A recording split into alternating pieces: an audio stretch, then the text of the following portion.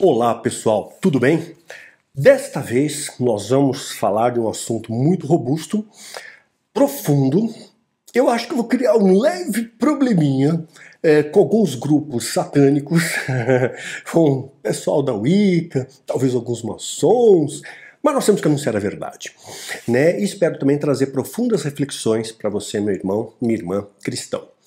Quando eu pergunto se está tudo bem, eu sei que nem sempre as coisas estão bem. Na vida teremos aflições, não é? No entanto, existe um grande impasse aqui. Muitas vezes as situações que nós passamos, as dificuldades, as privações, fazem com que nós tenhamos uma leitura desse quadro como sendo, puxa, eu estou passando por isso, por essa prova, porque Deus me colocou à prova para eu ser aprovado. Outros acreditam que não. Na verdade, eu estou passando por isso porque eu tinha que fazer alguma coisa e eu não fiz. Né? Deixei de fazer. Deus queria que eu fizesse algo e eu não fiz aquilo que Deus queria. Ou então, de repente, eu estou sofrendo uma maldição. Fizeram um encantamento, um trabalho para mim, um feitiço, porque parece que nada está dando certo na minha vida. Eu tenho pesadelos, eu vejo vultos, eu escuto vozes. Parece que pessoas estão me observando, parece que quando eu durmo eu estou sendo observado, parece que algumas pessoas que seguem as trevas estão me aliciando. Inclusive pela internet, eu recebo propostas dos Illuminati, fazer parte dos Illuminati, eu recebo propostas na internet para ser um maçom. E o que viram de especial em mim? Por que eu estou sendo escolhido para isso? Então, muitas vezes, nós temos uma grande dúvida o que é oriundo de Deus e o que não é de Deus. De repente, eu estou passando por uma dificuldade porque o diabo está me solapando mediante uma brecha, uma legalidade que eu tenho.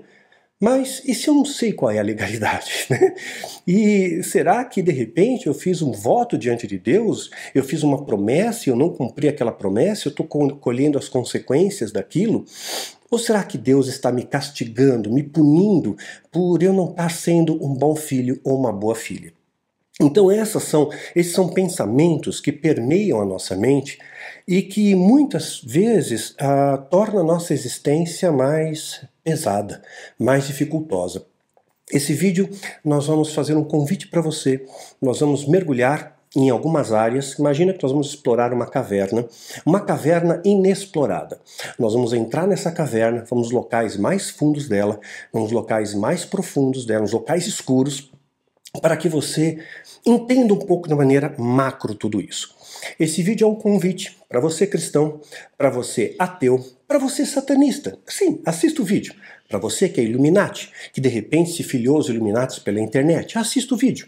Você que de repente foi convidado para entrar na maçonaria, agora você é maçom, ou você é um Rosa Cruz, ou você é um Wicano. Então esse vídeo é para todos vocês, para trazer reflexão a todos vocês.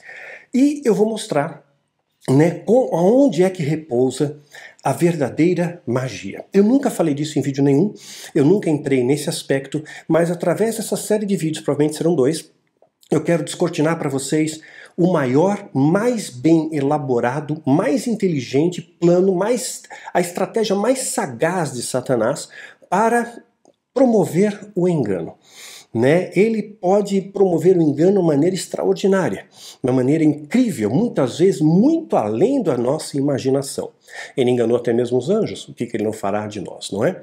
Então preste atenção, eu vou falar a respeito desse assunto, eu sei que vamos comprar uma briga no mundo espiritual aí, mas eu estou em paz, que eu estou blindado com a armadura de Deus, Deus me guarda, Deus me protege, os anjos do Senhor se acampam ao meu redor. E eu não tenho por que ter medo, né? Estou aqui para fazer a vontade de Deus. E claro, é um caminho estreito, é um caminho mais difícil, é um caminho onde muitas vezes as pedras, você é alvo de pedradas, alvo das setas, mas vocês têm que estar bem guardados no esconderijo do Altíssimo. Lá você está protegido. Então conto aí também com a sua oração, com as suas mãos estendidas para semear nesse ministério e também para ajudar a gente a divulgação da mensagem da cruz, divulgação dessas palavras. E desse vídeo em especial, ok? Vamos lá. Vamos então entrar em alguns calabouços. Mas antes, é preciso apresentar uma questão, uma reflexão na palavra de Deus, que muitas vezes passa desapercebido por nós. O amor de Deus, ele tem uma definição desse amor nas Escrituras. E muitas vezes nós não percebemos. Sabe aquele texto que você lê e passa por cima e não percebe? É uma passagem que muitas vezes nós atropelamos, né? Ela diz o seguinte, está lá em Isaías. Porventura, pode uma mulher esquecer-se tanto de seu filho que cria, que não se compadeça dele, do filho do seu ventre? Pode uma mãe se esquecer de um filho? A mãe é aquela que gera e que amamenta, que dá colo, que protege, que ensina. Então, nossa referência de amor humana aqui, a maior referência que nós temos na Terra sobre amor é a maternidade, né? E Deus ele coloca uma coisa aqui, ainda que essa se esqueceste dele, contudo eu não me esquecerei de ti. Isaías 49:15. Então Deus, ele transpõe, ele transcende a nossa compreensão de amor, né? Então o amor dele é muito maior do que nós possamos compreender, tá?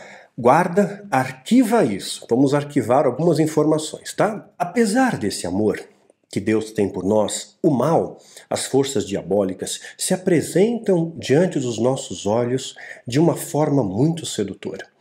Ele se apresenta de uma maneira a fazer com que você anele aquilo, que você deseje aquilo que ele está lhe apresentando. E muitas pessoas são seduzidas por esse canto da sereia. Então, como é que eu vou saber se eu estou passando é uma disciplina de Deus ou é uma consequência das minhas escolhas, né? Ou então seria fruto de uma maldição? Eu estou amaldiçoado, né? Eu fui amaldiçoado por alguém. Então, como é que eu vou saber se existe alguma influência maligna na minha vida, nas coisas que me cercam? Pois parece que nada está dando certo, né? Então, por outro lado, eu oro, clamo a Deus e parece que o céu é de bronze. Parece que Deus não me entende, parece que Deus não me escuta.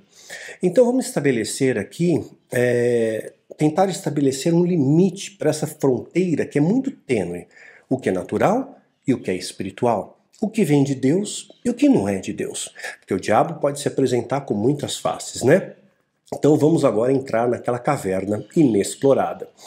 Desde a antiguidade, os demônios influenciam o homem. No Antigo Egito, por exemplo, que remonta a 4.000 anos de história, nesses 4.000 anos surgiram 31 dinastias, né? Essas 31 dinastias é marcada muito forte pela quarta dinastia, que é chamada também de Antigo Império, foi a época da construção das pirâmides, Quéops, Quéfera e Miquerinos, e também da Esfinge. Toda essa estrutura foi feita na quarta dinastia, né? No Antigo Império, foram 31 dinastias, nunca mais fizeram pirâmides tão grandes, né? Depois da construção das pirâmides, começam a surgir uma série de outras situações. Espíritos territoriais começam a ser permeados pelo Egito, deuses começam a ser adorados no Egito, os principais, Horus, Osíris e Íris. Guarda esse Horus aí que a gente vai falar dele mais tarde. Crowley invocou Horus, né? Para você entender melhor, veja alguns vídeos que estão aqui no meu canal. A história do diabo, a influência do diabo na história, o lado oculto dos chakras é uma série, o poder das pedras é uma série também, eu vou falar da dolomite, uma das pedras que tem a grande pirâmide, que produz uma energia elétrica, né? E também vejo o ninho da serpente, vocês entenderem a relação da frequência Fibonacci, a posição geográfica das pirâmides e também do cruzamento das linhas de lei, tá? Então, a partir do momento que surgem esses espíritos territoriais, nós observamos em paralelo que a tecnologia utilizada para a construção das pirâmides impressiona. Até hoje impressiona. Estão alinhados com a constelação de Órion, popularmente conhecida como as Três Marias, né? E eles tinham uma técnica, além da engenharia, da construção, eles também tinham uma técnica de mumificação espantosa. Eu vou pôr aqui uma imagem de Ramsés II, ele está lá no Museu do Cairo, você pode olhar, poxa, ele não tá tão bem assim, né, Daniel? Mas levando em conta que essa múmia tem 5.000 anos, ele está jovial, ele está muito bem, né? E também descobriram uma película que passa sobre as bandagens, que ninguém sabia exatamente. O processo de mumificação era um processo religioso, presidido por Anubis, né, uma entidade dos cemitérios, né? E por isso muitas feitiçarias são feitas em cemitérios também. E uma coisa interessante é que tinha uma substância química que envolvia as bandagens, que ninguém sabe exatamente o que é. Popularmente eles chamam de líquido conservante. Foi aplicado também nas paredes da pirâmide. Nós vemos pinturas, né, na grande de pirâmide, pinturas nas paredes com as cores muito bem preservadas, né? E tem 5.000 anos. Ninguém descobre o segredo desse líquido conservante. Se alguém conseguisse quebrar essa fórmula química e reproduzisse, ficaria milionário com a patente. Você passa uma mão de tinta na sua casa, depois de 5 anos está ruim, né? Já começa a ficar bolha, bolor. Se passasse esse líquido conservante, próxima mão de tinta somente daqui a 5.000 anos, né? Pois é, mas ninguém encontrou. Um outro mistério também que envolve o Antigo Egito. Quando nós pensamos em múmias, a gente sempre imagina a múmia do Egito, mas os maias, incas, astecas, que também tinham nas construções o padrão piramidal, vale a pena assistir o lado oculto dos chakras para você compreender esses vórtices de energia pelo planeta e também o que o diabo ensina a respeito dessas formas arquitetônicas e os sacrifícios que eram feitos nesses locais, né, os astecas, entre tantos, né, mas haviam múmias também que também tinham a mesma substância química nelas, e ninguém sabe qual é, né? Você vê aqui uma múmia inca, ela está com os traços muito bem preservados, né, embora tenha também milhares de anos, né? O Antigo Egito também nos mostra que as entidades diabólicas, elas trabalham juntas, em perfeita sinergia, não tem divisão. Por isso que o diabo procura dividir para enfraquecer. Jesus chega a dizer, casa dividida não prevalece, não é? Guardem isso, arquivem isso na memória, essa informação, a gente vai resgatá-la mais adiante. Nós temos uma entidade no Antigo Egito chamada Amon-Ra. É a fusão de duas deidades, uma entidade Amon e outra Ra, né? Ele é considerado o príncipe de Tebas, ele surge na 5ª dinastia. Mais adiante, na 18ª dinastia, vejam só a importância que ele tem, ele vai estar na tumba de um faraó Tutmés III, né, escrito em hieróglifos ali, de que traduzido para o português quer dizer algo mais ou menos assim. Eu, Amon-Ra, senhor do trono e das duas terras, ou seja, do Alto Egito e do Baixo Egito, senhor dos céus, olha só, eles colocam o senhor dos céus, hein? Eu te dou vida, poder, estabilidade e alegria em meu nome e em nome de Ra por toda a eternidade. Então mostra aqui uma parceria de duas entidades. Sua base era Tebas, mas seu principal local de culto, de adoração, era Abido, um grande cemitério. Então nós vemos que as entidades elas trabalham juntas, né? Não tem divisão entre os demônios, tá? Guarda isso, nós vamos resgatar isso mais à frente. No Antigo Egito também nos traz mais uma informação. As entidades não se apresentam de uma forma diabólica. Esse conceito que a gente tem do diabo, de chifre, vermelho, tridente, ele surgiu no final da Idade Média, né? Antes, o diabo não tinha uma forma. Essa forma foi descrita para ele. Não é assim. Quando ele aparecia nos rituais do satanismo, que eu fiz parte, ele era um homem muito alto, talvez 3 metros de altura, 4 metros, né? Cabelo loiro, comprido, olhos muito negros, né? Completamente escuros, como se fossem buracos nos olhos, e pele muito clara. É claro que esse aí é um estereótipo que ele se apresentava. Ele pode se apresentar de várias formas, dependendo do seu credo, da sua cultura, das suas crenças, para poder permear e tornar aquilo ali mais interessante, né? Então, sendo que uma grande parte, né, do satanismo hoje está agrupado na Europa, né? No Brasil tem também, mas na Europa tem muito mais. Então, ele se apresenta num padrão mais europeu, tá? Para poder fagocitar e envolver as massas. Então, haviam duas deusas tutelares, Anaja Vatjet e Anequebet, vou pôr elas aqui. Vocês veem que são duas mulheres com aparência plácida, né? Mas são entidades por trás dessas mulheres, né? A Anequebet, a de coroa branca, também era considerada, chamada de deusa abutre. Só que a cara dela não tem nada a ver com abutre, né? Então vocês observem que se apresentar de uma forma feminina, ele traz mais atenção para ele. Lembra que nós lemos o texto de Isaías, né, que reporta o amor de Deus à mãe, e dizendo que ainda que a mãe abandone, Deus está lá? Então a maior referência que nós temos de amor é a mãe, é a mulher, não é isso? Então apresenta aqui a mulher como uma referência de amor, uma aparência de amor, para te enganar, para te seduzir. Vê? Não tem chifre. Não tem cauda, não tem tridente, né? Não tem uma aparência assustadora, diabólica, muito ao contrário, tem uma aparência terna, né? Suave, né? Pois é, e essa era Deus abutre.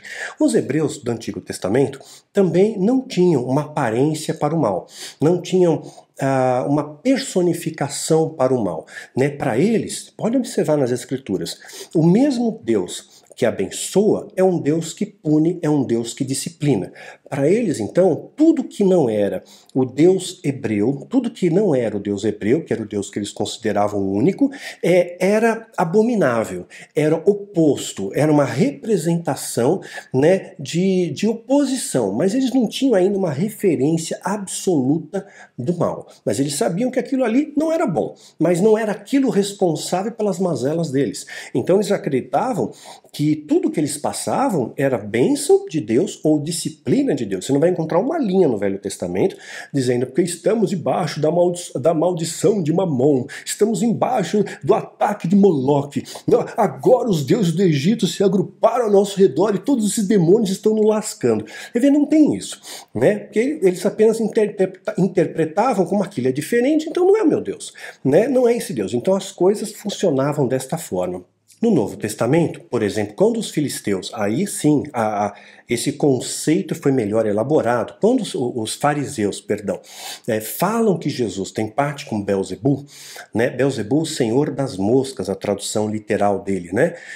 Ele era um deus filisteu, Da mesma forma que outras entidades, como Asmodeu, é citado na Bíblia Católica, no livro de Tobias, considerado por nós protestantes como apócrifo, né? Esse Asmodeu era um deus da tempestade na mitologia persa.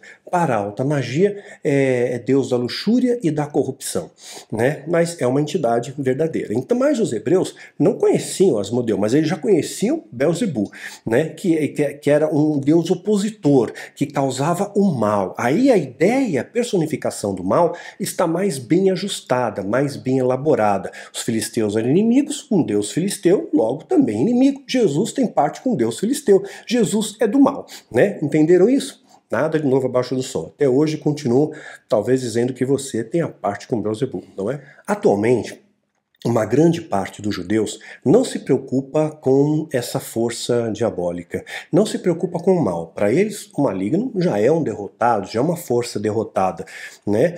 Então, com a vinda de Jesus, voltando aqui para o nosso horizonte cristão, o diabo ele ganha novos contornos. Jesus expulsa demônios. Então nós vemos que existem demônios que se sujeitam à autoridade de Jesus.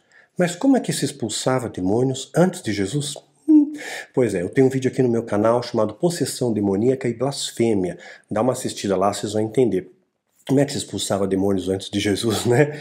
E da mesma maneira vai dizer, poxa, mas espera aí, Jesus? Não, o nome dele não era Jesus, não tinha letra J naquela época. Lembra que colocaram na plaquinha lá, na cruz de Cristo? INRI, né? Então não tinha letra J. Jesus seria o mais próximo de Yeshua HaMashiach, né? Então, não tinha o J, não seria em nome de Yeshua, em vez de nome de Jesus? Para você entender isso, dá uma olhada no vídeo meu chamado Mistério dos Acrósticos. Eu explico melhor e você vai entender o porquê, tá bom? Tá tudo certo, o nome de Jesus não tem nada de errado, tá? Então, no século I, o diabo começa a ganhar uma forma mais bem elaborada. E nós descobrimos pelas Escrituras a única forma de vencer o mal. Qual é? Está escrito: por isso, deixai a mentira. Se você mente, sabe uma mentira pequena? Ela ganha proporções maiores. E aí você, para tapar aquela mentira, você conta outra mentira. Vira uma bola de neve, né? Então, um cristão que tem um compromisso com a verdade não pode mentir. Eu sei que falar a verdade incomoda. Eu perdi muitos amigos por falar a verdade. Ou por repudiar a mentira. Mas a verdade tem que permanecer conosco, né? Então, por isso, deixai a mentira, falai a verdade, cada um com o seu próximo, porque somos membros uns dos outros. Irai-vos e não pequeis. Então você pode ter raiva, né? Mas você não pode guardar mágoa. Mágoa é um câncer no seu coração, vai destruir a sua vida, vai abrir uma tremenda legalidade para o adversário agir. É um hospedeiro para ele. E não pequeis, não se põe o sol sobre a vossa ira, ou seja, não deixa passar de um dia, libera o perdão. O perdão é um dever que nós temos, é meu dever perdoar. Mas eu não sou obrigado a conviver, né, com alguém que eu não tenho afinidade. Então eu libero o perdão, mas eu não tenho que conviver com aquela pessoa. É minha escolha. Então o nosso dever é perdoar. Conviver é escolha, e escolha é feita por afinidades, não é? Fica claro aí, não deixa o diabo colocar na sua mente que você está agindo de maneira errada, eu tenho que conviver com aquela pessoa. Não, não tem. Perdoa e pronto, vai pro canto dela. Acabou. Então aí continua, não deis lugar ao diabo. Então quando você mente, você dá lugar ao diabo, porque o diabo é o pai da mentira. tá? E olha, tem tanta mentirinha que a gente chama de mentira branca. Ah, isso aqui não é nada. É pecado do mesmo jeito, né? Então aquele que furtava, não furte mais. Antes trabalhe, fazendo das mãos o que é bom, para que tenha o que repartir com quem tiver necessidade. E às vezes nós temos e não repartimos, não é? Não sai de vossa boca nenhuma palavra torpe. Nada de julgar os outros, nada de ofender, nada de depreciar, nada de humilhar os outros. Ficou claro? Né? Mas só que for boa para promover edificação, para que dê graças aos que os ouvem. Efésios 4, de 25 a 29. Então, falar a verdade, não guardar amargura, rancor, não furtar, ou seja, não roubar. E quando você furta, você está enganando, né? Não ofender as pessoas. Nossa missão não é essa aqui. É estender a mão, não apontar o dedo, e abraçar mais, e ofender menos, né? Ou ofender nada, melhor dizendo. Mateus 12, 14. Jesus está falando para os fariseus, né? Raça de víboras, como podeis vós dizer coisas boas sendo maus? Ou seja, Deus ele conhece o seu coração. Às vezes você fala uma coisa que é para sair bem na fita, que é para você fala o que os outros querem ouvir, não é assim? Aí as pessoas vão gostar de mim, né? Aí eu me faço de coitado, eu me vitimizo, né? De repente eu falo uma coisa que eles querem, vai ter vitória, né? Vitória sem luta, vai ter unção sem santificação, né? Vai ter prosperidade sem trabalhar, sem esforço. Ah, isso aí todo mundo quer ouvir, não é? Mas quando você coloca coisas que as pessoas não gostam de ouvir, a coisa fica complicada. Crucificaram Jesus por ele falar a verdade. Então, como podem vocês que são maus dizerem coisas boas? Deus conhece o seu coração, porque do que há abundância no coração, disso fala a boca. Então, a boca fala do que o coração está cheio, não é? Então, muitas pessoas têm um coração soberbo, altivo, orgulhoso, invejoso, ganancioso, mentiroso, e estão falando nos altares. Tá falando, né? E aquilo tá falando que vem do coração. Pode até ter palavras bonitas, mas a intenção é maligna, a intenção é diabólica, a intenção é te enganar, é te seduzir, é ter um benefício próprio. Fariseus do nosso século, né? Então, meus irmãos, olha, não existe atalhos para a sala do trono não, tá? Então não existe unção sem santificação, nem prosperidade sem esforço, nem mesmo vitória sem luta. É evidente, se alguém te oferecer alguma coisa assim, tá errado, tá bom? No entanto, aqueles que começam a pregar e viver os valores de Cristo e conhecem a verdade que liberta, essas pessoas ganham autoridade espiritual. Quando você tem autoridade espiritual, você incomoda as trevas, porque você é luz, porque você brilha, e a sua luz dissipa as trevas. Isso incomoda muito o adversário. E aí, como é que nós vamos lutar? Né? A estratégia, então, que o diabo fez para anular a nossa autoridade, ela é muito inteligente, muito bem elaborada, é a astuta cilada do diabo. O que ele vai fazer? Perseguir, contaminar e dividir. Guarda isso, ele vai perseguir, contaminar e dividir. Vamos ver como é que foi a história? Jesus vem, seleciona os seus apóstolos, né? Paulo é escolhido, começa a formar a igreja chamada de cristãos, está lá em Atos. São considerados cristãos. Jesus não veio fundar uma religião, ele veio estabelecer as bases, os fundamentos do cristianismo, que através de Cristo nós temos vida em abundância, ok? Ele é nosso Senhor que morreu por nós, levou o nosso pecado. Então, durante 300 anos é bastante tempo. A igreja viveu os valores de Cristo, foram perseguidos pelos romanos, foram açoitados, foram lançados às feras, mas eles tinham uma fé inabalável, uma fé indestrutível. O que então que o diabo tem que fazer? Não está dando certo perseguir. Eles estavam perseguindo. Primeiro começou com perseguição. Não está dando certo a perseguição. Eles estão cada vez mais unidos. Vamos contaminar. Entra em cena aí, em 313, o Edito de Milão, né, fortalecido no Concílio de Nicéia, em 325 na Turquia. Constantino, então, estabelece as bases da Igreja Católica Apostólica Romana e considera, então, essa igreja, o cristianismo como religião oficial do Império Romano. Aí foi estabelecido o cânon, né, foi escolhido os livros bíblicos, né, formaram a Bíblia, e de repente nós temos aí um modelo, que era a única expressão do cristianismo. É claro que havia aqueles que não aceitaram esse julgo aí de Constantino e foram perseguidos pelos cristãos, quer dizer, os falsos cristãos perseguiam os verdadeiros cristãos.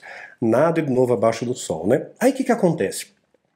Começa a entrar uma série de coisas. Então, perseguiu, contaminou. Depois que contamina, ele vai causar destruição, porque o veneno mata, não é? Uma vez que está contaminado, mata as pessoas. Eu vejo pessoas indo na igreja, isso me corta o coração, e seguindo esses lobos em pele de ovelha, esses falsos apóstolos, esses obreiros fraudulentos, e saem da igreja tão vazios quanto entraram, né? Muitas vezes saem até mais pobres e só sofrem. É uma pena isso. Nós temos que conhecer a verdade e a verdade nos libertará. Mas a verdade é amarga. Nem todos suportam a verdade. Então, uma vez que o sistema religioso foi contaminado, ele vai ser usado agora pelo diabo, em nome de Deus, para roubar, matar e destruir. O que vai entrar em cena? As cruzadas. As cruzadas tinham um objetivo um tanto quanto nobre, porque depois da queda do Império Romano, em 476 depois de Cristo, né, fica um vácuo político, a Igreja Católica absorve aquele vácuo político, tem muito poder político, poder de prender, sentenciar e matar qualquer pessoa acusada de heresia, né? Hoje ainda tem um certo poder político, mas naquela época muito mais. E aí, em 1095, estabelece então as cruzadas. Os cavaleiros das cruzadas, que deveriam proteger os mais fracos, os órfãos, né, de repente agora imbuídos de uma missão tanto quanto nobre, né, de impor um cristianismo já contaminado a fio de espada. Quem são os inimigos? Os muçulmanos. Massacram os muçulmanos por 200 anos, 2 séculos. Gente, é muito tempo. Então, observem, Deus que estabeleceu através de Jesus, né, os valores de uma igreja, né, que vem para amar a Deus, amar ao próximo como a ti mesmo, né, a livrar a gente do jugo, do pecado, do juízo, de repente estabelece um verdadeiro inferno na terra. Para piorar, entra em cena logo depois das cruzadas a Inquisição, o Tribunal do Santo Ofício. Quem lê o volume 1 da História de Mitre, que está aqui atrás, né, vai entender um pouquinho disso, que nós contamos um pouquinho da história de Joana d'Arc, né, que primeiro foi ser inimiga, foi para a fogueira como bruxa, depois canonizaram Joana d'Arc. Joana d'Arc virou santa, tem a Santa Joana, né? Então, que paradoxo, né? E a Inquisição, o Tribunal do Santo Ofício, fazia barbaridade com as pessoas, né? Torturava, além de, detalhe, muitos judeus foram para o Tribunal do Santo Ofício, porque eles eram prósperos. Mas por que eles eram prósperos? Porque eles se ajudavam.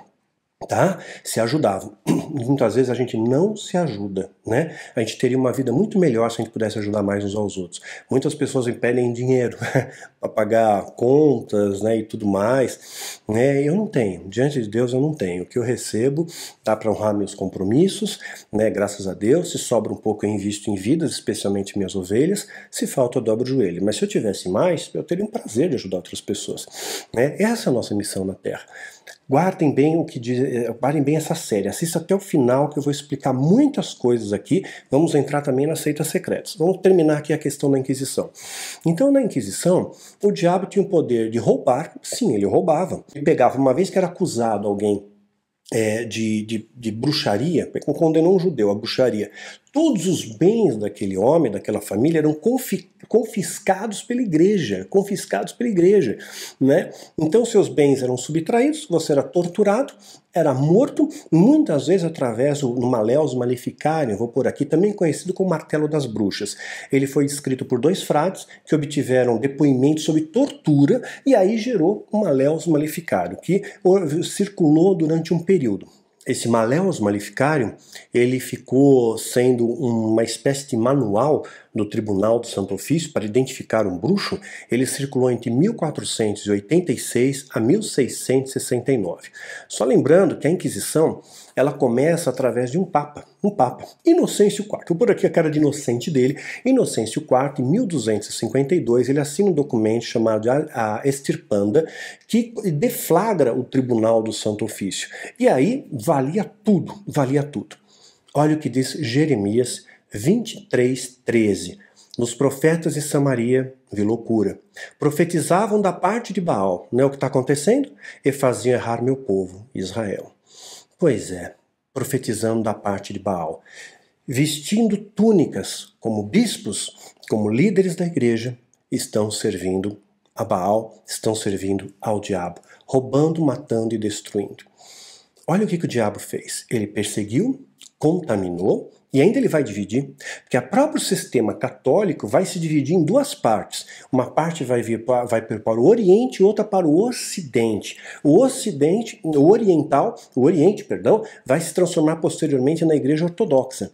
Então, quer dizer, ele perseguiu, contaminou, dividiu. Enquanto contaminou, ele destruiu. Vocês terem uma ideia, no Tribunal do Santo Ofício tinha um objeto de tortura chamado Iron Maiden, sim, igual do conjunto de rock, que era um sarcófago de metal com lâminas. Quando fechava aquelas lâminas, retalhava a pessoa lá dentro viva, né? Tinha uma cadeira inquisitória, colocavam brasas embaixo, queimava a sua pele, haviam pregos desse tamanho aqui que perfuravam pele, músculos, chegavam a bater nos ossos, morsas que estouravam teus ossos, né? Que esmagavam seus ossos até quebrá-los, quebrava tornozelo, quebrava o punho, né? Deslocamento de juntas, tinha ali como se fosse um moinho, uma roda, e esticavam um de cada lado até deslocar os seus ombros, suas pernas. Quer dizer, eram torturas hediondas. Jogavam chumbo derretido na boca e no ouvido da vítima, arrancavam as unhas, né? Tinha também um tal de touro de ferro, touro de bronze. Era um touro de metal, colocava a pessoa lá dentro, sem roupa, amarrado, né? E depois jogavam fogo embaixo, quer dizer, a pessoa assava viva, né? Quer dizer, e Deus está nisso daí, e faziam isso em nome de Deus. Hoje, em nome de Deus, muitos líderes estão roubando, matando e destruindo também. Né? É lamentável isso. Que você conheça a verdade te liberte. Né? Vamos um pouquinho mais. Essas práticas hediondas da Inquisição duraram até 1843. A Espanha foi o último país a deixar essas práticas. Né? Quem é que estava no controle? Era o diabo. Embora estivesse usando um sistema católico naquela época, né, totalmente contaminado, né, que o termo católico significa universal, e era uma expressão majoritária do cristianismo, estava sendo usado para oprimir, para matar, roubar e destruir. Você vê quando o diabo ele faz? Ele persegue, ele contamina, ele divide. Aí o que acontece? Quando vem Martim Lutero, em 1517, e estabelece a reforma protestante, de um lado ficam católicos, do outro lado protestantes, não é? Só que o que aconteceu? Teve perseguição também, né? Os primeiros protestantes foram perseguidos, né? O chamado massacre de São Bartolomeu. Depois disso, eles foram contaminados e divididos. Hoje, quantas expressões do protestantismo existem? Quantas placas em nosso meio, né? Não é mais o católico e o protestante, é o católico, o metodista, adventista, batista, assembleia, congregação, vários. Dividiu. E nós brigamos entre nós mesmos. Entre nós mesmos tem confusão e tem brigas. Não é incrível isso? Linhas da presbiteriana se aliançaram com maçonaria e tudo bem. Nós vamos falar de maçonaria. Vou falar de seitas secretas. Vamos a fundo nisso. Vamos conhecer o telema, né, a linha do Otto, de Crowley. Né, vamos falar da Irmandade. Preste atenção, estamos indo devagar em velocidade de cruzeiro para que você aprecie a paisagem e você possa aprender, tá? Um detalhe aqui, um pequeno parênteses. Os hebreus foram subjugados por vários impérios, né? Babilônio, Persa, Sírio, né? E teve um momento em que os romanos conquistaram a Palestina, em 63 a.C., por um general chamado Pompeu. A pinta do Pompeu aqui, todo pomposo, né? Então eles permitem que os judeus pratiquem as suas crenças desde que paguem os tributos, né? Na época de Jesus, o sistema eclesiástico majoritário, e era também o órgão político mais importante dos judeus, era o Sinédrio, composto por 71 membros e um sumo sacerdote. Então, aquilo eles eram os guardiões da lei, eles eram responsáveis por ensinar ao povo as leis, para disciplinar o povo, né, e para manter a ordem interna entre os judeus. No entanto, esses mesmos fariseus, que eram esses líderes majoritários, que já estavam contaminados. O que o diabo fez? De novo, né, ele vai persegue, através da inúmeras vezes que os judeus ficaram sob cativeiro. Agora ele contamina, você vê, o coração dos fariseus está totalmente contaminado. Eles lucravam com o dinheiro das coisas vendidas no templo. Por isso que Jesus expulsa os mercadores do templo, e os fariseus ficam bravos, porque eles lucravam com aquilo. Então, Jesus ele pega e diz que aqueles fariseus eram serpentes venenosas, né? Raça de víboras, eram as serpentes mais venenosas conhecidas naquela época. Eles eram também sepulcros caiados, eram condutores cegos, eram hipócritas, portanto mentirosos. Então eles falavam uma coisa, os seus lábios me louvam, mas seu coração está longe de mim. Você vê só como o diabo faz? Né? Então aí mais adiante, perdão, só concluindo essa parte aqui, para não pular nenhuma etapa. De todo aquele sinédrio, de todos aqueles líderes religiosos judeus, se destacam alguns, é o remanescente fiel. Quem se destaca? Quem que a Bíblia enaltece? Né? José de Arimateia, Nicodemos e o próprio Paulo, que foi fariseu e se converte ao cristianismo. Né? Apenas três. O resto Jesus sempre fala fariseus no plural. Ele não fala fariseu fulano, você hipócrita, Beltrano é uma raça de víbora. Não, todos vocês. Nivelou por baixo. E segundo Flávio Joséfo, né, além do Sinédrio, haviam outros líderes a mais ali. Isso remontava a mais de 3.000 líderes, de repente 3 apenas se destacam, né? É muito pouco. E hoje o remanescente fiel não está muito diferente, né? Então existem líderes sérios, revestidos com poder e autoridade de Deus, com autoridade espiritual, cheios do Espírito Santo, que exalam o perfume do amor. Tem igrejas sérias, mas lamentavelmente ainda é uma minoria. Que você faça parte desse corpo, que você faça parte dessa igreja. Aí agora, né, eu estou desigrejado, o que eu faço? Né? Fica aqui uma dica para você, assista um vídeo meu, Igreja Doméstica, de volta para casa. Vai te dar algumas orientações e como você ter vida com Deus, mesmo a sua casa. Deus não está nos templos, Deus está no nosso coração. Onde 2 ou 3 estiverem reunidos, ali Ele está. Presta atenção nisso. Vamos um pouco mais adiante, vamos entrar numa parte mais escura dessa caverna. O termo ocultismo, ele foi estabelecido no final do século XIX pelo francês Eliphas Lévy, né? O termo significa que você está abarcando conhecimentos secretos e possibilidade de invocar forças desconhecidas, sejam elas da sua mente ou da natureza. Lembrando que Salomão já tinha feito isso antes, quando se inclinou a Astarote, tá? Mas aqui, mais recentemente, quem estabelece esse termo ocultismo foi Eliphas Lévy, né? Então, eles, naquela época, né, estava sendo agrupada, final do século XIX, já tinha sido estabelecido isso desde o século XVII, a gente vai voltar na história, vou fazer uns flashbacks aqui que eu faço nos livros, né? Eles utilizavam, então, a alquimia, a astrologia, cabala e bruxaria. Eram as formas mais antigas, assim, de ocultismo. Embora essas práticas ocultistas remontem à antiguidade, entre os babilônios, persas, sumérios, sírios, né, ela ganha realmente destaque. Veja bem, Eliphas Lévy trouxe o termo, mas o destaque das grandes seitas secretas, ela vem no século XVII. Exatamente no século XVII. Muito interessante isso, no vácuo do movimento iluminista, né? E também da Revolução Industrial, da compreensão melhor da cosmologia, através de Galileu, através de Kepler, através de Isaac Newton, né? E nesse momento também vão surgir várias seitas secretas e começam a se organizar. Dentre elas, a maçonaria. O termo maçom significa pedreiro, construtor.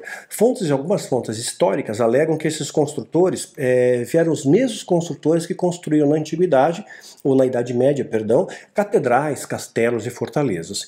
Há quem diga que eles remontam à época do Templo de Salomão, o conhecimento da arquitetura desde a época do Templo de Salomão.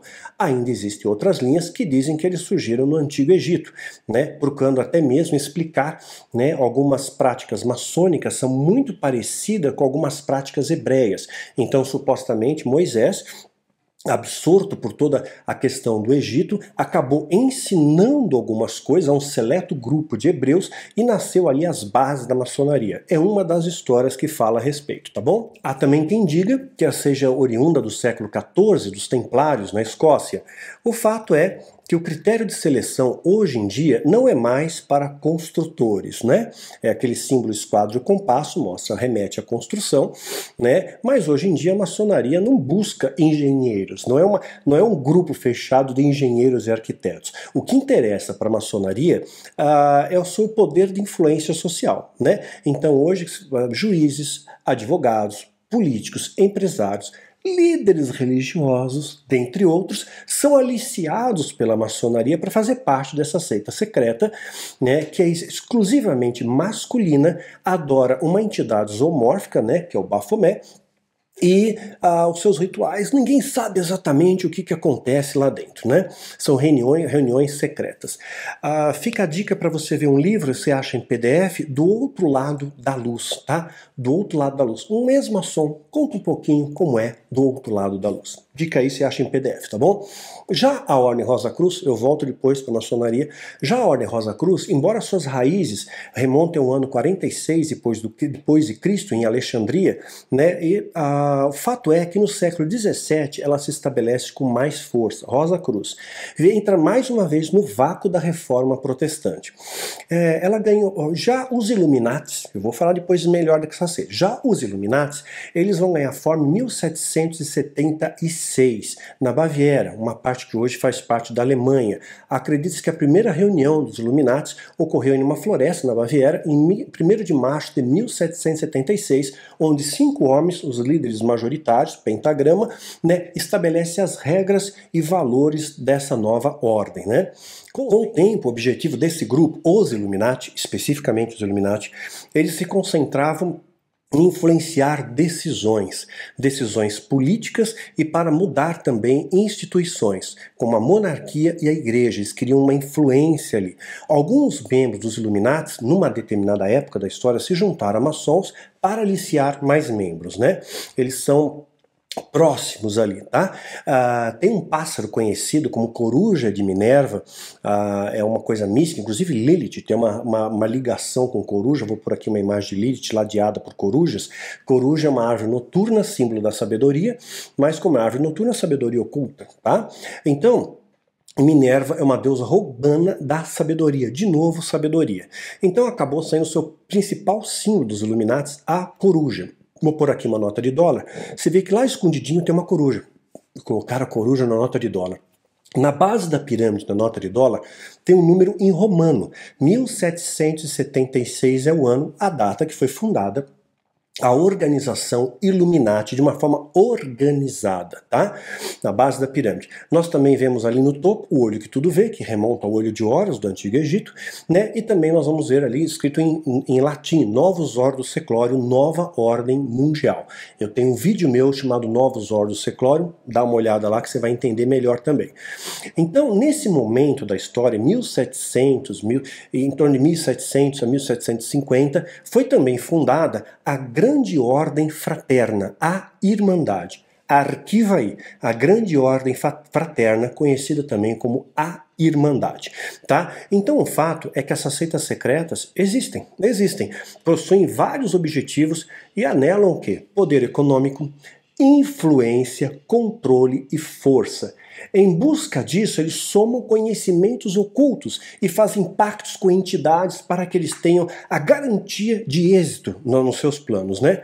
Os braços coletores da Irmandade, eles selecionam membros de alto escalão. Presta atenção, a Irmandade tem braços coletores, que vão selecionar membros para o alto escalão.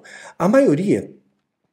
por exemplo, eu não posso dizer que todo maçom é satanista? Claro que não, né? A grande esmagadora maioria dos maçons não tem a mínima ideia de satanismo, né? Nos graus mais elevados, apenas alguns, né, são selecionados pelos Illuminati ou pela Irmandade para serem catapultados e fazerem parte da alta magia na Terra, que tem um objetivo, tá? Que não é construir pontes, catedrais, né? Não é construir castelos. É um objetivo maior, é de emoldurar uma nova construção na nossa sociedade, tá? Trazendo influência no comportamento das pessoas, né? Preparando as bases da nova ordem mundial de um governo único, né?